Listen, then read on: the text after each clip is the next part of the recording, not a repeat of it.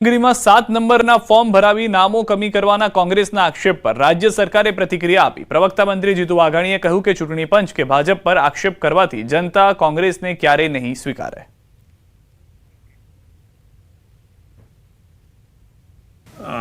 ચૂંટણી પંચ આખી પ્રક્રિયા જોઈ રહી છે। પ્રક્રિયા હજી શરૂ છે અને ચૂંટણી પંચ નિષ્પક્ષ કામ કરતું હોય છે। હમણાં તારીખ પણ વધી છે। હવે તારીખોમાં પણ અલગ અલગ પ્રકારે હું જે જાણું છું એ પ્રકારે નોટિસ આપવાની, એના પુરાવા રજૂ કરવાની, આ બધી જોગવાઈઓ છે। લોકશાહીમાં ચૂંટણી પંચની કાર્યવાહી એ ખૂબ મહત્વની હોય છે અને જે પ્રક્રિયાઓ શરૂ છે પ્રક્રિયા પૂરી જ નથી થઈ। પણ હું એટલું ચોક્કસ કહીશ કે આક્ષેપો કરવાથી, ચૂંટણી પંચ ઉપર આક્ષેપો કરવાથી કે ભાજપ ઉપર આક્ષેપો કરવાથી જનતાનો પ્રેમ ક્યારેય કોંગ્રેસ જીતી શકવાની નથી।